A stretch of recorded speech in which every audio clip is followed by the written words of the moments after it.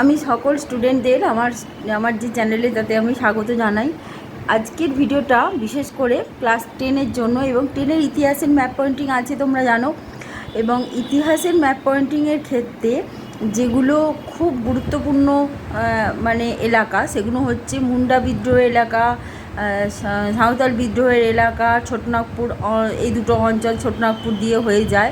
আচ্ছা, চুয়ার বিদ্রোহের এলাকা বিষ্ণুপুর, তারপরে তোমার ঢাকা নীল বিদ্রোহের এলাকা, তারপরে বারাসাত, ব্যারাকপুর, সিপাহি বিদ্রোহের কেন্দ্র, সিপাহি বিদ্রোহের কেন্দ্র বলতে গেলে ঝাঁসি, ঠিক আছে।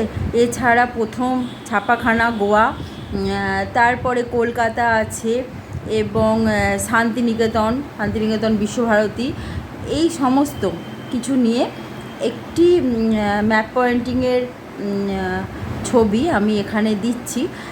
যারা যারা মনে করছো যে এই ম্যাপ পয়েন্টিংগুলো, তারা স্ক্রিনশট নিতে পারো, ঠিক আছে। এবং উপকার হবে এই কয়েকটি বিশেষ জায়গা ছাড়া, যেমন কানপুর, মিরাট, ঝাঁসি, গোয়া, তোমার ব্যারাকপুর, বারাসাত, ঠিক আছে, ঢাকা, ময়মনসিংহ, আর তোমার ছোটনাগপুর অঞ্চল, বিষ্ণুপুর, জামশেদপুর লৌহ ইস্পাত কেন্দ্র, আচ্ছা, জুনাগড়, হায়দ্রাবাদ দেশীয় রাজ্য, এই সমস্ত কয়েকটি অঞ্চল ছাড়া বাদবাকি আর কিছু আসে না। হ্যাঁ, মহাফেজখানা দিল্লি, ঠিক আছে, সমস্তই দিয়ে রেখেছি। দেখো ভিডিওটা, এবং যারা যারা এই চ্যানেলের সঙ্গে যুক্ত থাকতে চাইছো তারা অবশ্যই সাবস্ক্রাইব করে নিও। অনেক অনেক ইম্পর্টেন্ট ভিডিও তোমরা পেয়ে যাবে।